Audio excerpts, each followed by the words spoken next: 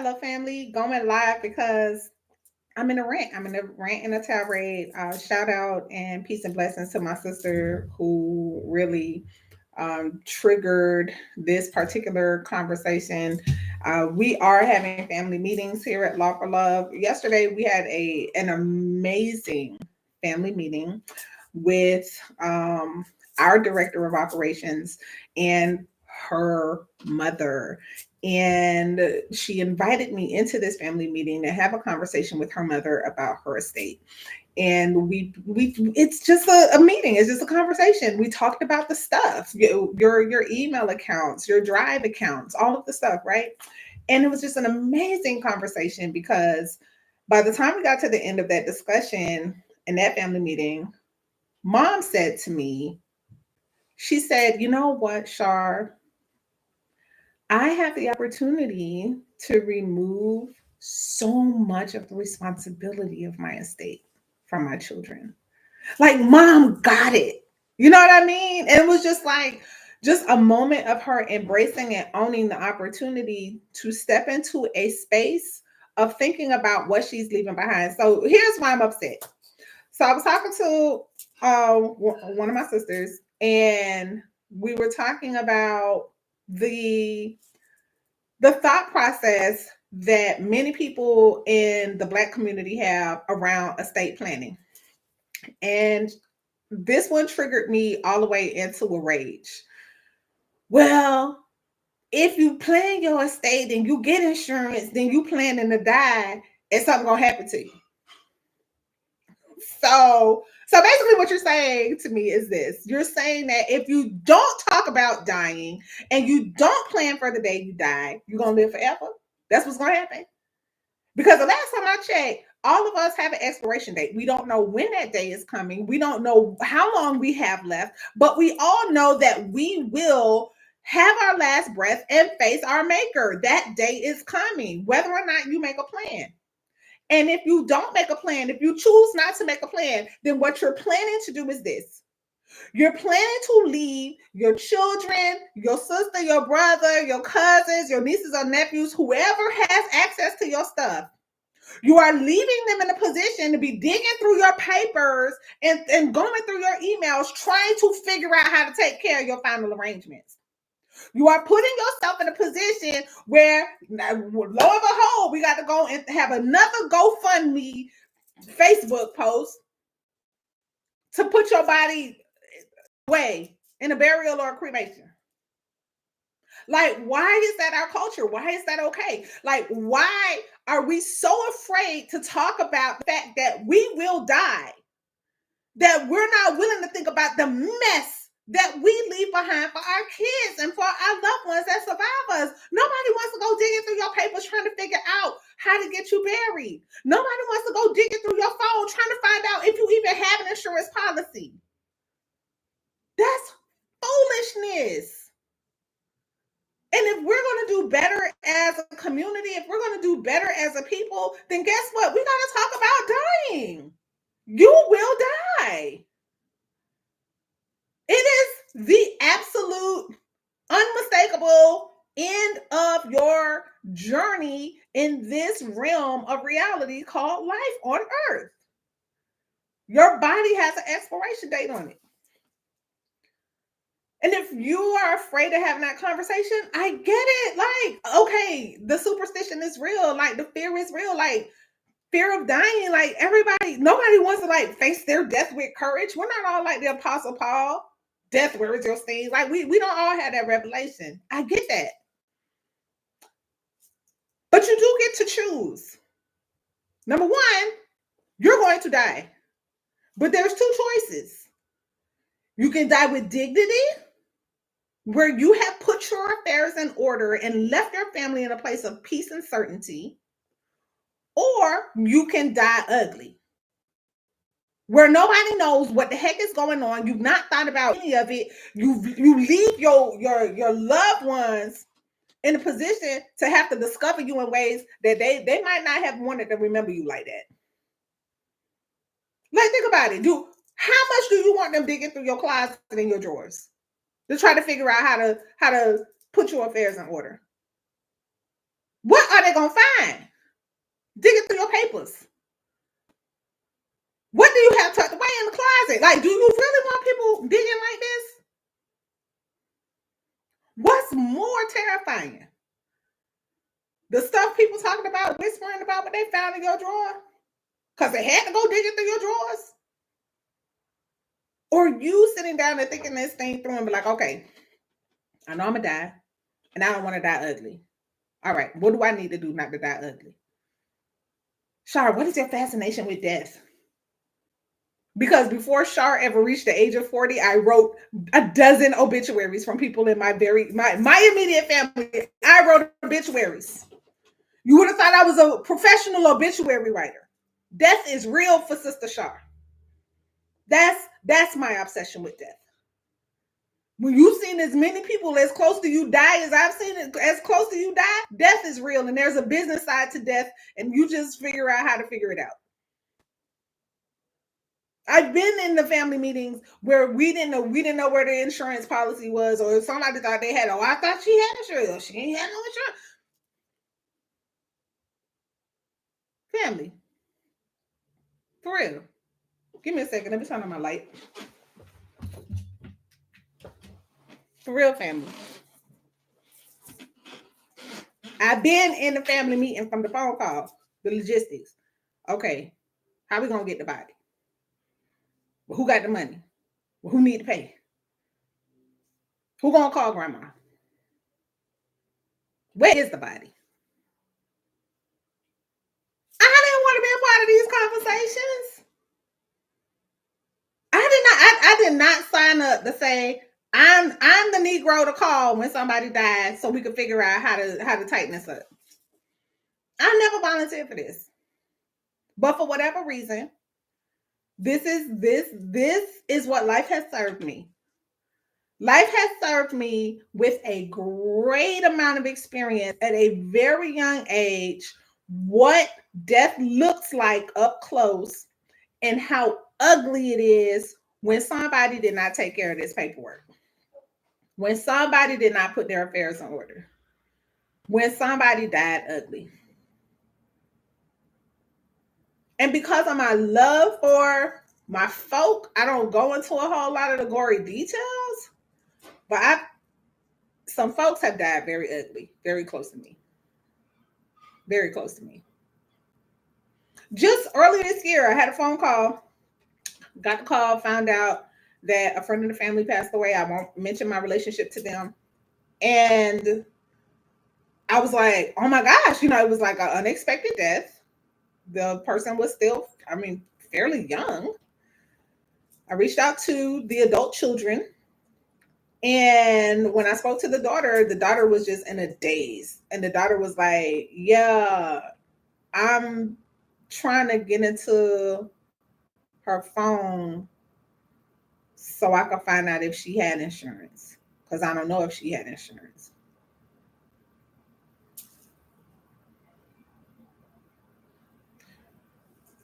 I'm trying to get into her phone so I could see if she had any money in her savings account that we could use towards the funeral.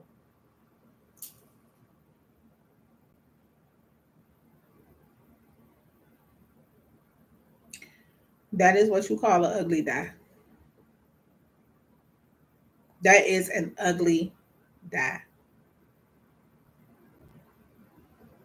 I might get on my kids' last nerves. But I'll tell you one thing that I have done. I have sent them a Google Drive with everything they need to know.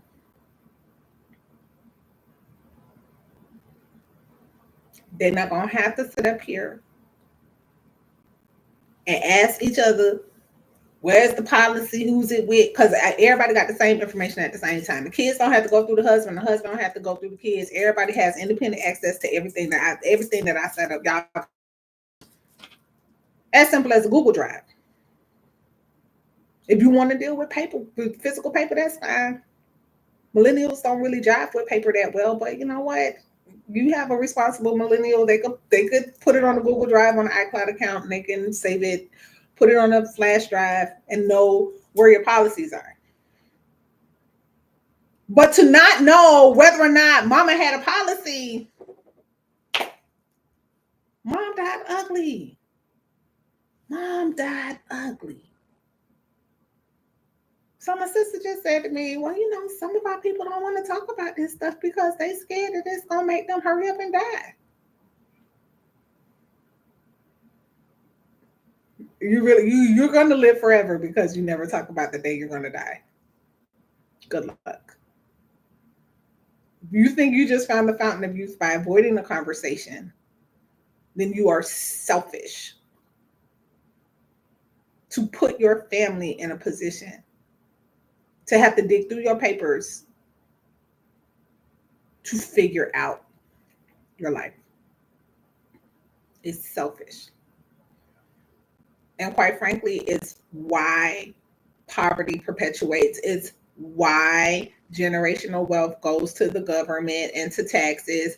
It's why stuff that you set up and never told anybody about ends up going to the lost property people. Stuff you worked so hard for. Never make it to your kids or your grandkids. Because you were afraid to have a conversation about something that you know is going to happen. You know you're going to die. You know you're going to die. Knowing that you're going to die is not as scary as it might seem. In fact, knowing that you're going to die is a great motivation for living a better life. Most days, because of all of the back-to-back death in my family, most days I think about, would I want this to be listed in my obituary as something I want y'all to remember about me? Like I literally think about my obituary. I think about the memorial service. I think about what y'all gonna say. I instructed my kids. Tell my grandbabies that their grandma was a runaway slave. They already know. So every day I'm lining up my life to make sure that I'm leaving evidence of how not to be a slave. And when we die ugly, we die as slaves. When we die ugly, we die as weak. We some of the most spiritual people, some of the most brilliant and creative people. But if anybody ever wanted to have anything to do with our way of life and our culture, they wouldn't want to have anything to do with the way that we don't take care of our business when it comes to our estate planning. These conversations that we need to be having, that our children deserve to have.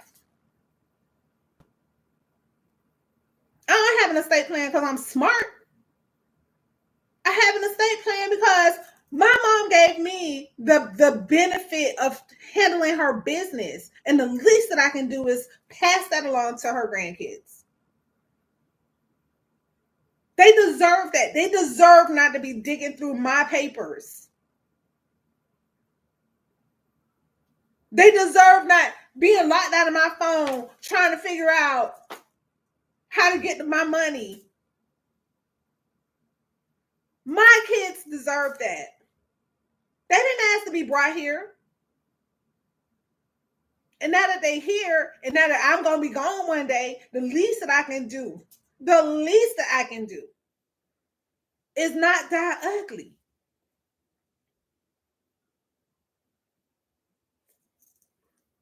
So sis, who we were on the phone just a few minutes ago,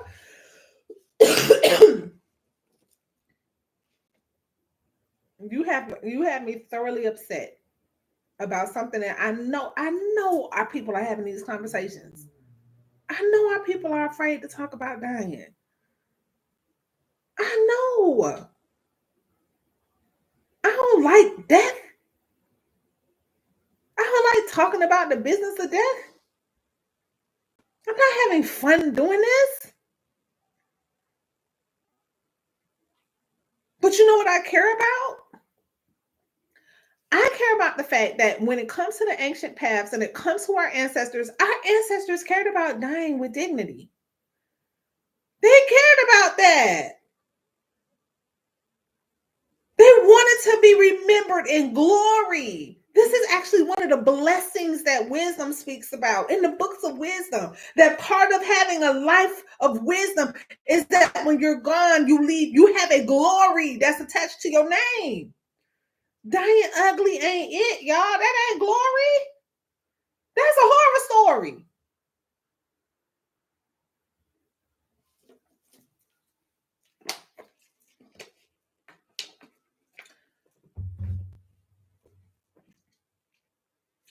If you haven't already had a conversation with your children, if you haven't already had a conversation with your spouse, if you've been avoiding the insurance man to set up a policy,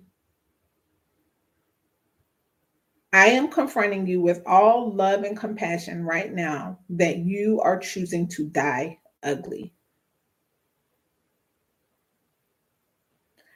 And if you are the person of faith and the person that loves and wants to cover and protect your family, then take courage, have the conversation, and take the next step until you are confident you have done what needs to be done to protect your people. Because if we're going to start claiming generational wealth, and if we're going to start reversing the curse of poverty, then we need to stop playing patty cake with superstition and foolishness and call this what it is. You are choosing to die ugly when you don't handle this business. You don't have to do it alone. Is plenty of people who are very, very comfortable in this space because we already could see into the future how we're going to save your family from an undignified death. Because when I am your neighbor and I love you as my neighbor, I don't want to see you die ugly. I don't want to hear the stories. I don't want to hear the drama. I don't want to find out how your people over here fighting over stupid stuff that don't even matter. No. Don't die ugly. And when you start making the choices each and every day that line up with leaving a legacy of dignity, it really does start impacting the way you live and the way you treat people. The choices that you make each and every day. When you start thinking about your life, you literally write in the pages of your obituary each and every day. You start living different. You choose not only to not die ugly, you choose not to live ugly. It naturally flows into the way that you live. And a lot of my attitude and a lot of my rage and a lot of my perspective, it come from the fact that I done seen too many people die too soon. And I was too young. And it's very, very sobering. I've literally been given the advantage of looking into the future way before I thought I wanted to. But I'm thankful for it. Because if that means that I got to be somebody who's going to be a thorn in your side, an encouragement, and an aggravating motivator for you to do something that's you're afraid of doing, then so be it. And you could be mad. Like, I don't even care. Don't die ugly. Be blessed and encouraged.